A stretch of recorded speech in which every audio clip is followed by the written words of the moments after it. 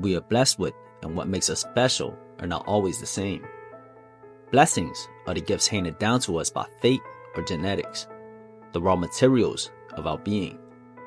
But to be special is to shape those materials into something extraordinary, to elevate natural attributes through will, effort, and wisdom. The Master Inoue may be blessed with blitzing speed and destructive power, but what truly sets him apart is his ring intellect, his capacity to adapt, to strategize, and to approach each new challenge as a unique puzzle to be solved. It is not just what he possesses, but how he applies those gifts that makes him truly special. To read and analyze an opponent is to discern the habits and patterns, allowing you to craft your point of attack. In the case of Cardenas, he was determined to hold his ground as a counterpuncher. This approach offered him several advantages. By remaining stationary, he could plant his feet behind a high guard, ready to take pressure and search for countering opportunities as Inoue pressed. Fighters who rely on a tight high guard and hold the ground often favor catching counter tactics. Aware of this, Inoue had to approach with caution, ensuring he didn't become overly aggressive and expose himself to well-timed counters. We come to the end of round number one. The monster right is back and good champion threw 30 jabs in that first round. Here's the right hand. Yeah, that's a vertical jab with the thumb face. Inoue's jab was the spearhead to his offense, setting the rhythm and direction of each exchange. With his jab, he dictated where and how he would direct his attacks. When Cardenas showed up, Inoue would follow up with more power. Or you better have something and go back.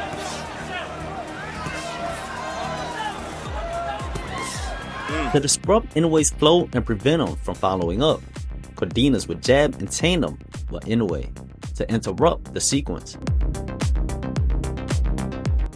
The key to Inoue's approach lied in his patience. He doesn't force combinations. Instead, he initiates with the jab, assesses Cardenas' reaction, and then chooses his next move accordingly. If Cardenas was pushed back, Inoue would re-establish control with another jab as Cardenas re-entered the pocket. This persistent jab not only maintained pressure on Cardenas, but also kept him confined within his defensive shell. At the end of the second round, Inoue was caught by a hard left overhand. There wasn't much he did wrong. It was simply one of those unavoidable moments that happen in the heat of battle. Typically, when boxers are trapped against the ropes in this situation, they'll step out with the lead foot first, then bring the back foot around to recover. This sequence often leaves them briefly exposed between steps. However, Cardenas took a different approach.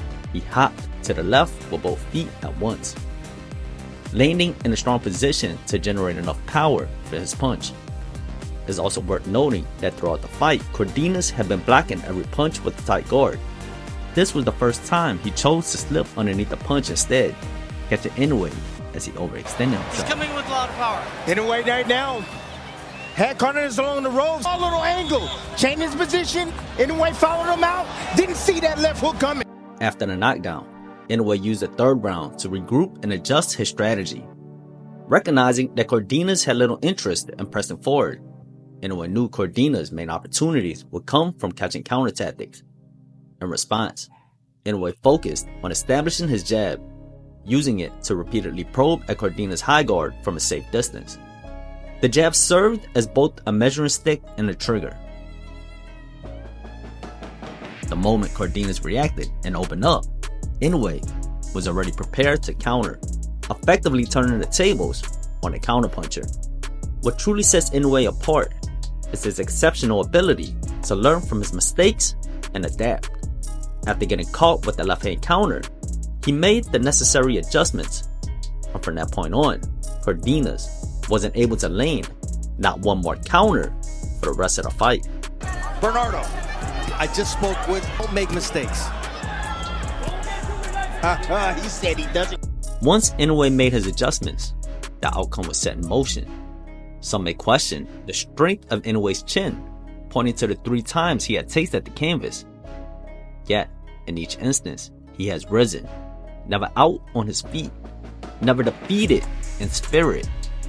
In the crucible of pugilism, vulnerability is not a flaw, but a companion.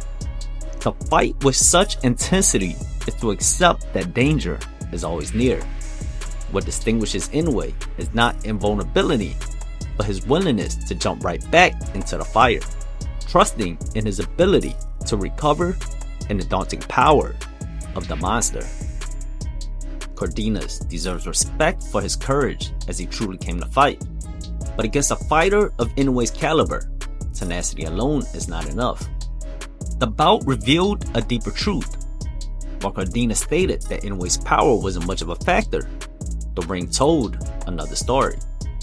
Even behind a tight high guard, the impact of Inoue's power constantly shattered his base and drove him back. A reminder that true power is felt even when unseen.